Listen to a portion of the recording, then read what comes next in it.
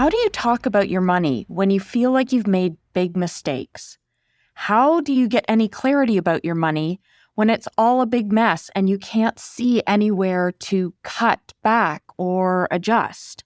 How do you get control of your money when so many things are out of your control? Inflation, mortgage rates, gas prices, the list goes on. I'm Sara McCullough, and in this episode of Sara Makes Sense, I talk about all of those things. I've been advising for 20 years. Consistently, clients hesitate to ask questions about something that they feel is basic, or they apologize up front. They say, "I'm sorry, I know this is a stupid question." I guarantee you, if it is about money in, money out, and why it's so confusing, it's not a stupid question. And it's not basic. About 80% of my work in a year is related to money in, money out questions. The stuff that we think is basic.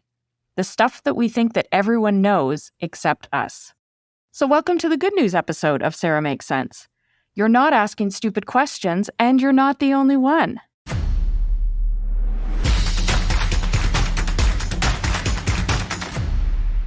Most of us get lost in our own money situation, and we can all use a check-in periodically to get more comfortable with how we're using our money to support our goals.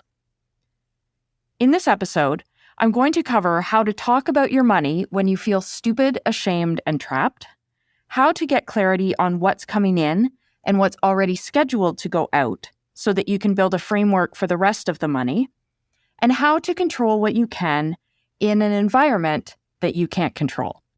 I have 2 goals for you at the end of this episode. You will have a sense of what it feels like to talk to a professional about your money, why it might make sense for you to talk to a professional about your money, and leave you with an idea of how to manage change on your own if that's your preference. I firmly believe that the vast majority of us benefit by working with a financial planner in some periods of our lives for some length of time. I also firmly believe that how you manage that planning relationship is up to you. The wealth management industry has told clients that they can't do this on their own. I do believe that you can successfully make a financial plan work in a number of ways. I'm going to start with a story that may at first seem unrelated to our topic today, but it's not. I'm going to tell you a story about this podcast and what happened in Season 2. Season 2 was scheduled to start in middle of February 2022. As in, I was going to record episodes in December 2021 and January 2022, and then release every 2 weeks starting in mid-February. That didn't happen at all. The company that I was working with at the time kind of accidentally released an episode on January 24th. That wasn't what we had talked about. It just was kind of a slip of the, upload and release at the same time when it should have been upload and schedule. And so the episode was out there and had been listened to already. So go subscribers. But I was really frustrated. I was trying to figure out how to make this kind of advanced schedule work. I felt pressured and it felt public. If I couldn't get this schedule together, I was going to be publicly disorganized. And I'm a planner. If you Google how to do a podcast, every single site will tell you how important a predictable schedule is. Stick to a schedule. With an episode out there on January the 24th, I wasn't going to be able to stick to my every 2-week plan. This accidental release coincided with my mother being suddenly scheduled for surgery. There was my regular work with clients. There was the rest of my life. And then the company that I had been working with sent me a new contract that I wasn't expecting. And it was really different pricing than the way I had been working with them. And there was a 24-hour deadline to sign. And I felt like I should sign. Like if I didn't commit to this, what were they going to think? So then I was putting more pressure on myself. And then there was some scrambling. So I interviewed different potential companies, and then I thought about how else could I do this? Did I want to do this? There was an episode out there. I had a whole list of what ifs. So I did manage to do a couple of things and get a couple more episodes out for Season 2. Turns out that recording on my own is much harder than I expected. It seemed like a tiny change, and it was not. It was a huge change for me. I went from recording an episode straight through on the first shot to deleting the first 3 attempts, going home in frustration, and coming back later to try again. And none of this is what I wanted to happen. It did happen. And I'm back with podcasts. And I'm calling it Season 3. As we talk about how to get through your money tangles, we might as well use my podcast tangle as a springboard. So let's circle back to the first point I want to cover today. How to talk about your money when you feel ashamed, you think you've made mistakes, you feel like the only one who's had this problem. One of the first steps you could take is find a qualified advisor. Make an appointment and just say, I would like my money stuff to be different, and I don't know how to do that. That's all the prep you need to meet with a financial planner for the first time. Because here's what's true. Money stress is so common, I don't know how we all walk around thinking that everyone but us has this all together. The most recent survey done by FP Canada indicates that, again, for the 8th year in a row, money is the top stressor for Canadians, ranking higher than health, a reminder that we are now into year 3 of the pandemic, work in a slowing economy, and personal relationships after lockdowns, and money beat them all. If you're stressed and confused about your money, you have lots of company. Stress will decrease when you're more knowledgeable, when you can make deliberate choices, and you have less confusion about your financial situation. One of the fastest ways to do all 3 of those things is to get a financial plan from a qualified planner. Why does that work?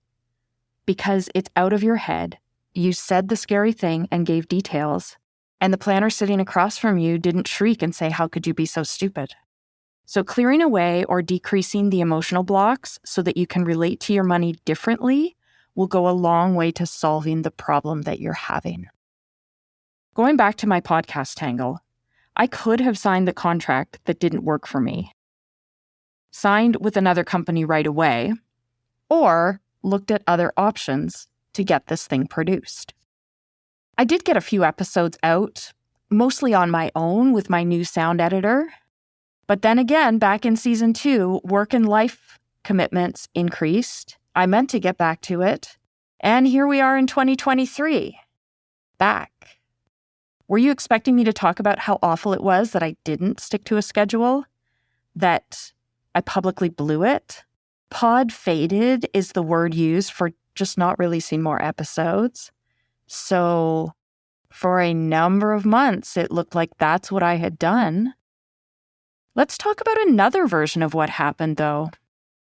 I had a number of interruptions that affected how I had been doing the podcasts. I tried a new method that was harder than I anticipated. I also had other more pressing, more immediate priorities. And I wanted to get back to making episodes of Sara Makes Sense. Nobody died because I have a ridiculous-looking episode schedule for 2022. If someone decides not to hire me as their planner because of my weirdly short Season 2, okay.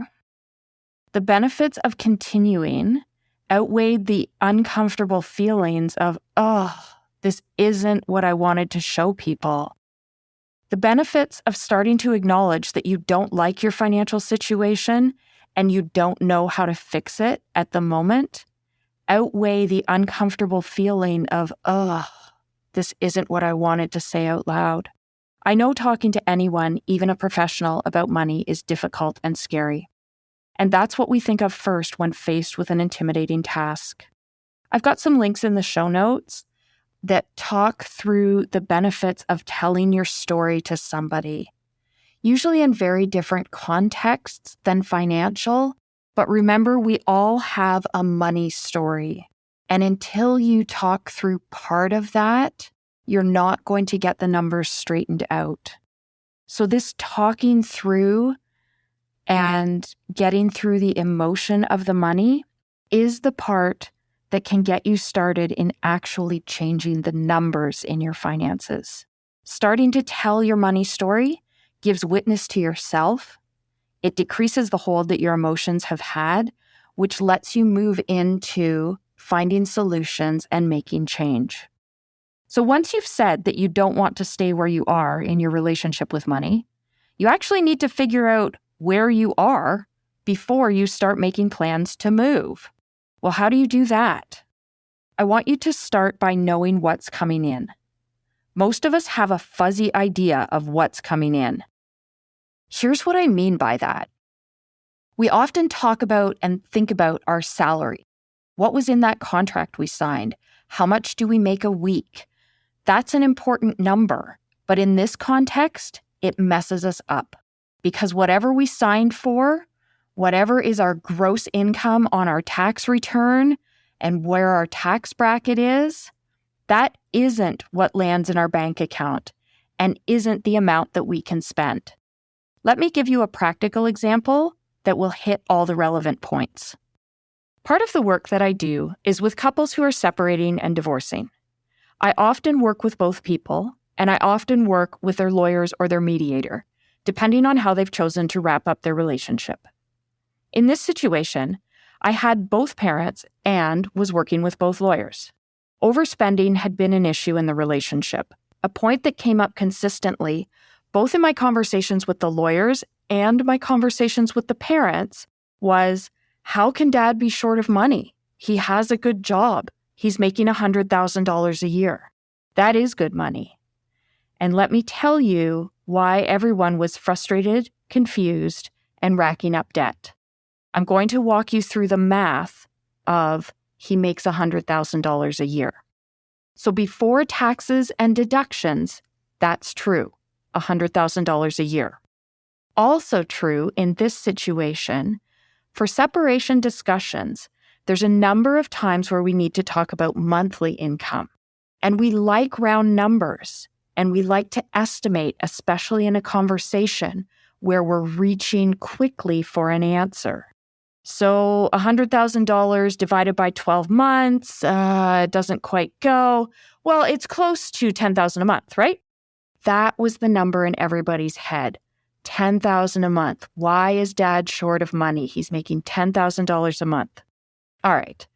Actually, $100,000 divided by 12 months is $8,333. So we're already short about $1,700 a month. And that's before all of the deductions.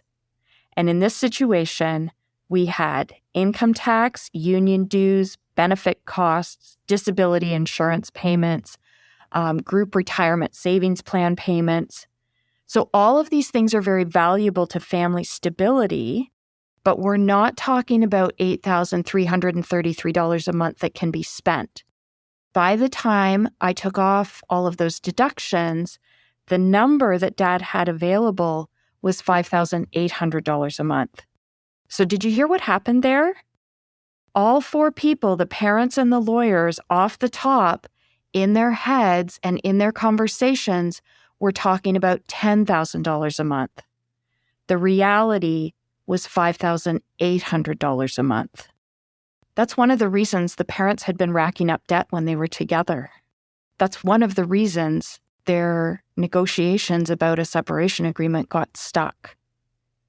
Once that was clear to everyone, the agreement was able to reflect not only their goals, but their current situation and build a framework for how each parent was going to make future choices. So do you see how that was so instrumental to everybody misunderstanding what was happening? And we do this all the time. We so quickly overestimate and use round numbers when we're working from the wrong starting point. So figure out what's actually coming into your bank account after all of your deductions and when. Timing can actually have a huge impact on whether you accumulate debt or not. If your expenses are mismatched to your income deposits, that on its own can cause a deficit, can cause borrowing on a line of credit or charges sitting on a credit card, and it can cause a deficit that's actually impossible to unwind until you know what's happening. So the first step in changing your relationship to your money is knowing what's coming in and how much you have control over and when it's coming in. The second step in getting control over your money is knowing what's scheduled to go out. I'm not talking about budgeting. I know most of you listening flinched right there when I said budgeting, and then it took you a second to realize that I said, I'm not talking about budgeting.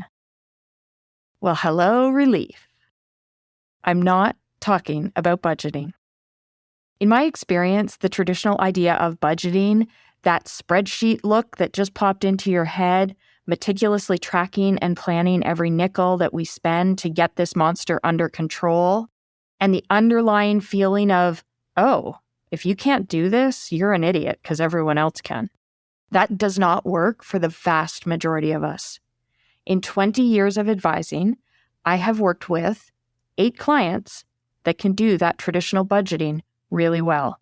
It's their first choice. It's their comfort zone. So I am talking right now to the rest of us. How do we get this monster under control? I want you to focus on what is scheduled to go out. I'm talking about fixed expenses, things that occur regularly in roughly predictable amounts at predictable times. So think here just about things like housing payments, so rent or mortgage, any debt payments, car payments, utility bills, Netflix, Apple Music, kids' sports activities fees.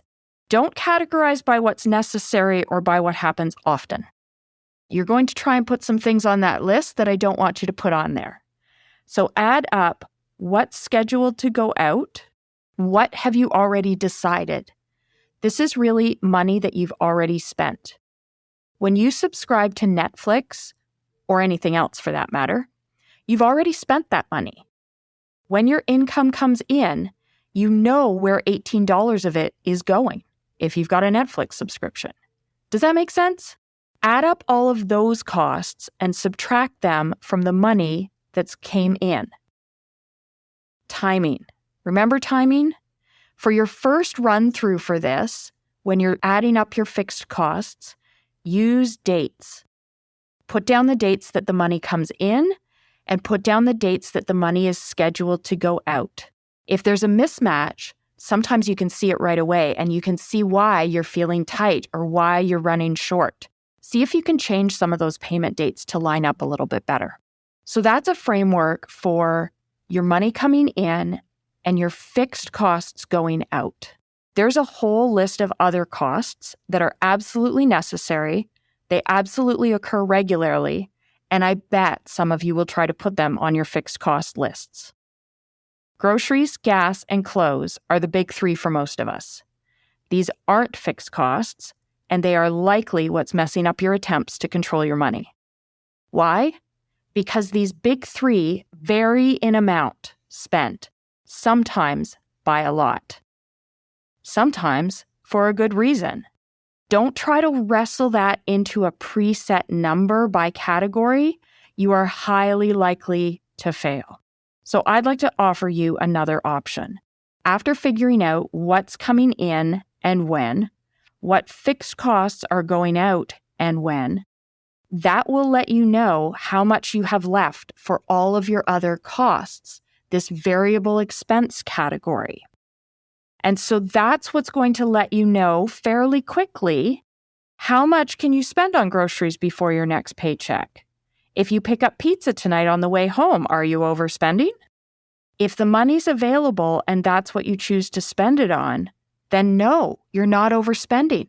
Stop beating yourself up. If the money's not available, then yes, you are overspending. But you've got a chance to make a different choice before you've taken on that expense. And if there's money available for pizza and you also wanted to buy a new sweater and there's only enough money for one of them, you've got to make a choice. But do you see how you can know with this method ahead of taking on the expense, whether you're overspending or not, with less time and less energy than a traditional budgeting framework? So do you see how this can cut down or eliminate confusion, stress, and cycling through massive historical digs through statements, writing out numbers, assigning them to categories, and then failing. Because remember, a lot of budgeting happens in hindsight. You sit down and figure out, here's what I want to do, and then you're looking backwards to see, did it work? And because variable expenses by their nature really variable, this is where we fall down, we get frustrated, and we give up. So we've talked about how to get started in a money conversation with a financial planner. You could also do this with your partner. You could do this with your friends if you've got a close, comfortable group.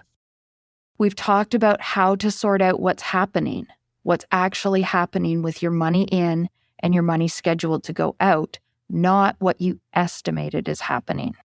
So now let's talk about how to run this thing in an environment where there are so many things out of our control. So 2022 delivered interest rate hikes. That's an understatement. 2022 delivered inflation. That's an understatement. And 2022 delivered the start of economic slowdowns and layoffs. Now, depending on where you are career-wise, this might be an understatement, a late statement, or a confusing statement. Maybe your career is not affected at all, and it won't be. But hang in there, the economy will affect your finances. So how do you maintain financial stability and sanity in this nonsense? Sorting out what's happening will go a long way towards increasing and maintaining your control. Once you know what's available for your variable expenses, you will be able to make choices that actually help or at least don't hurt your situation. There has been a lot written and spoken about recently regarding subscriptions. The advice is cancel them, they're tanking your finances, they're running amok, and canceling will solve your issues. That's actually unlikely. Canceling Netflix is unlikely to solve your whole financial situation if you're really running a shortfall. One of my clients did do the historical deep dive and pulled apart where they had spent money in 2022. At the beginning of the process, he was convinced that too much money was going to subscriptions. And so once the deep dive was done, he did decide to cancel some of the subscriptions and adjust other ones. But the biggest realization that he had was subscriptions accounted for 3% of their fixed costs, money that's already scheduled to go out the door. There was another area that accounted for 30%, and they really needed to review that 30% area. Not strictly because the dollar amount was too high, but because it was an area that wasn't lining up with their goals for the next 5 years and with their values. So do you see the difference there? Yes.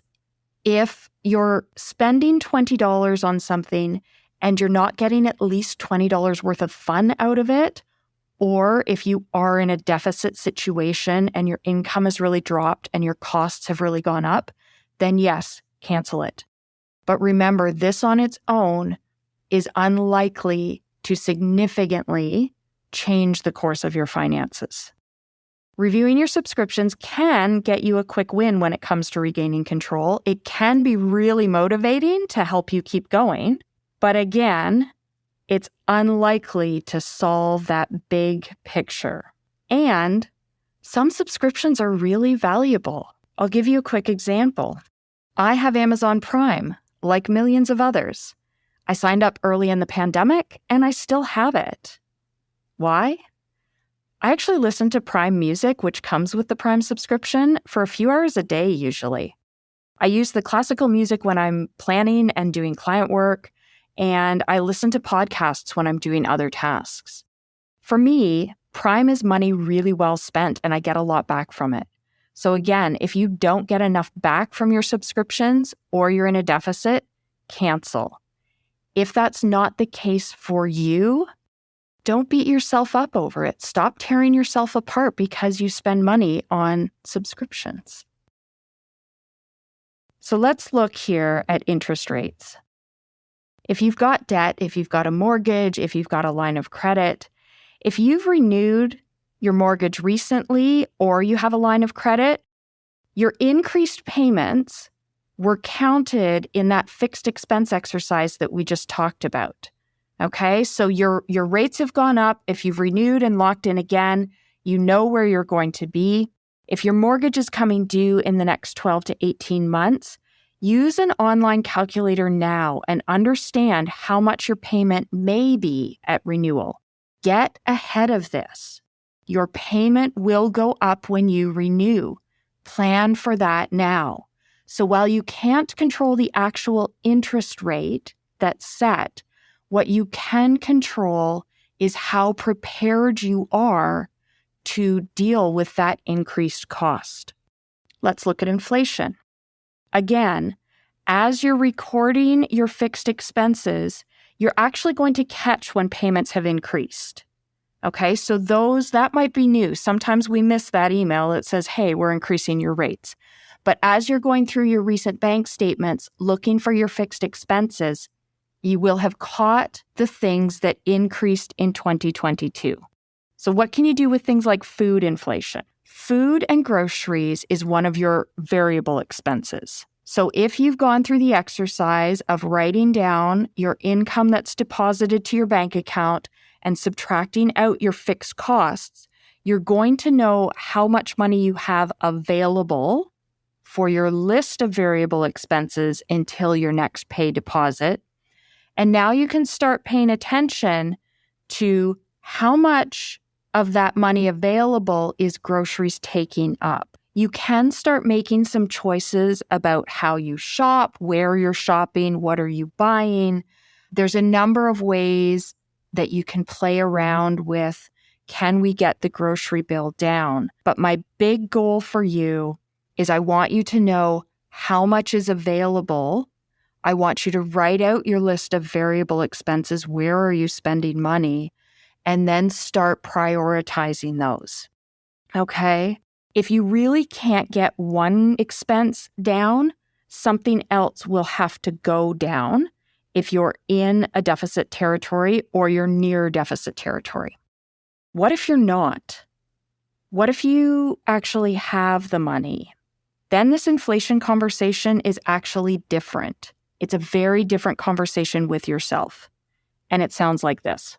Inflation is aggravating. I don't like it. And it's not destabilizing me. I'm okay. Remember at the beginning of the episode when I talked about shame around money? I work with a number of clients who have a really hard time with how much they make, with how much they have. It's paralyzing. It's uncomfortable. And for everyone listening who just thought I would love to have that problem, you wouldn't. That grass isn't greener.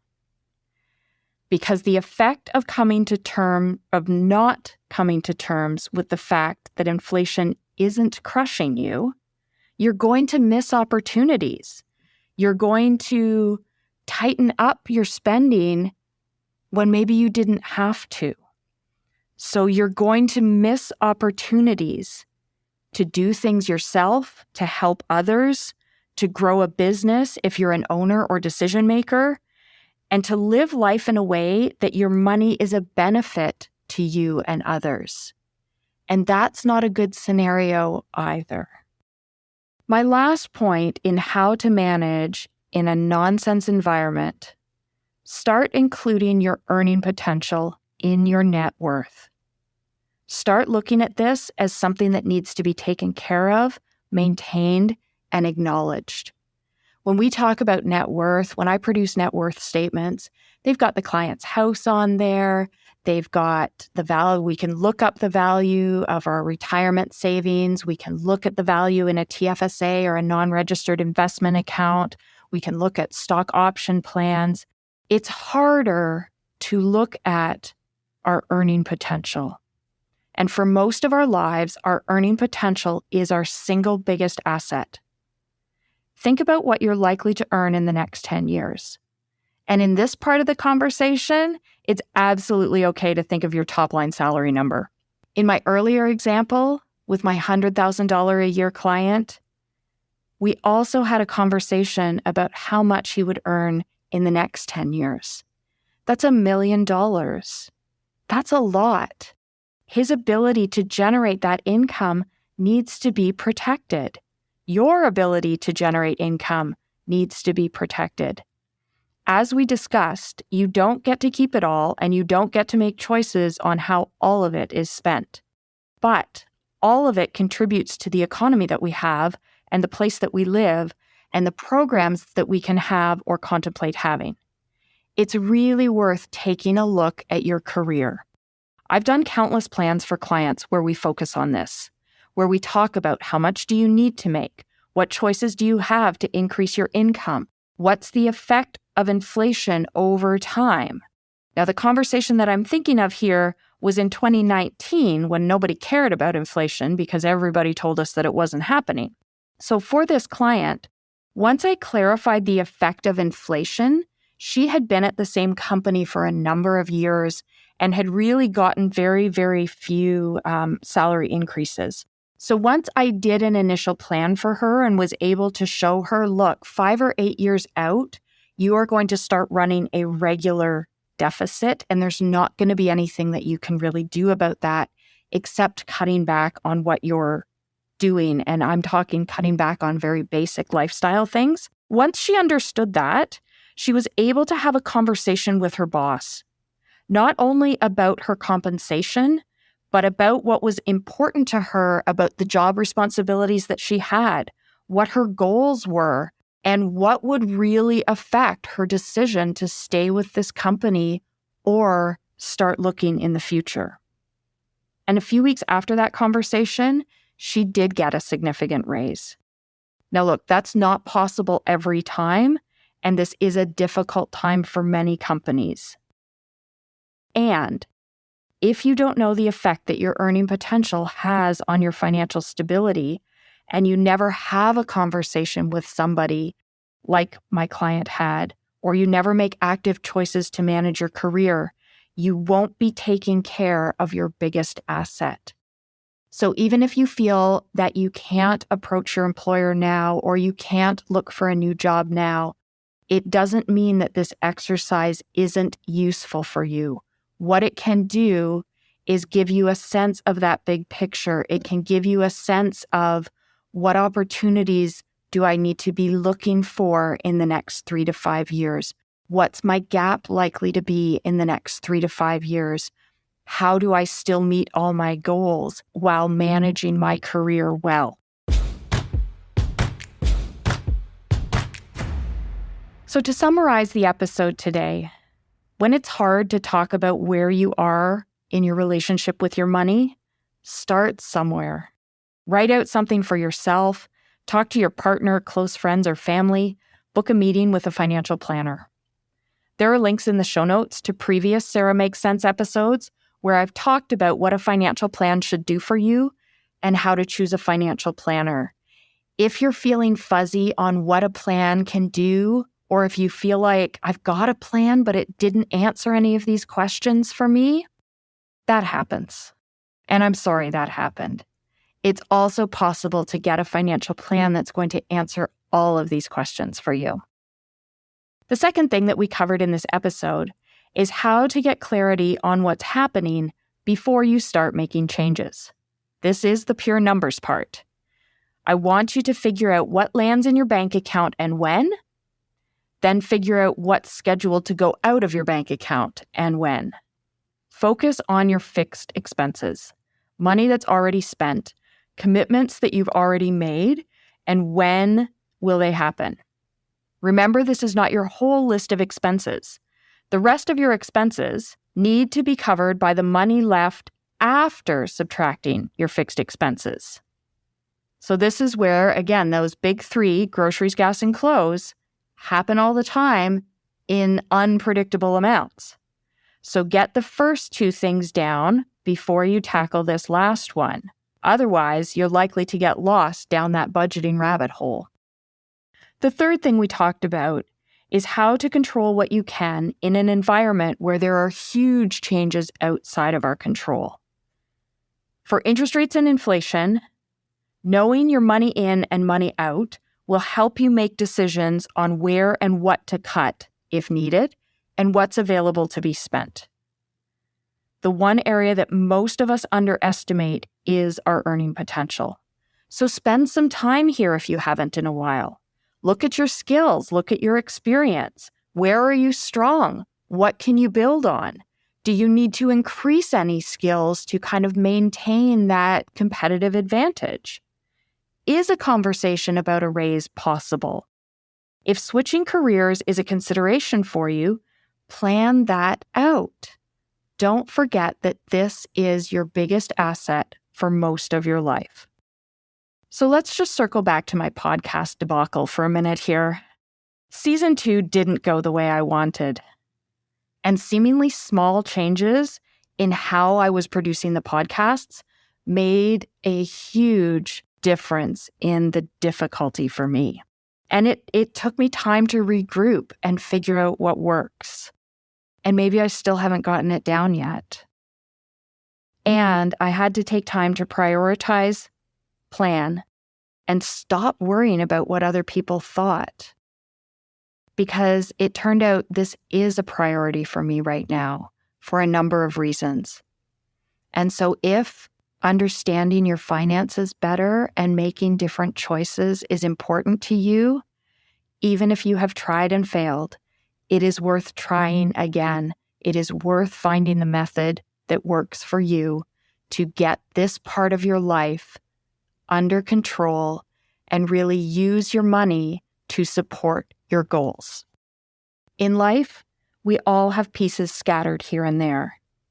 In the business and decision-making of day-to-day life, there are times when we need to slow down and get clarity before we make any changes. As we start a new year, I'm proposing that you understand your foundation as it is now, decide what you want it to look like, and then make any necessary changes. From time to time, we need someone who can cut through the noise.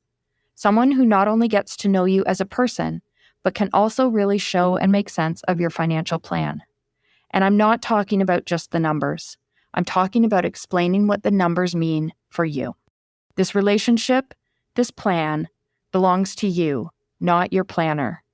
I'm Sara McCullough. Thank you for listening to Sara Makes Sense. The information in this podcast is intended for general information and illustrative purposes only. For advice relevant to your specific situation, meet with a qualified financial planner, lawyer, or accountant before making any changes to your situation. Sara's designations and licensing include Certified Financial Planner, Registered Financial Planner, Certified Divorce Financial Analyst, Chartered Divorce Financial Specialist, and holding an insurance license.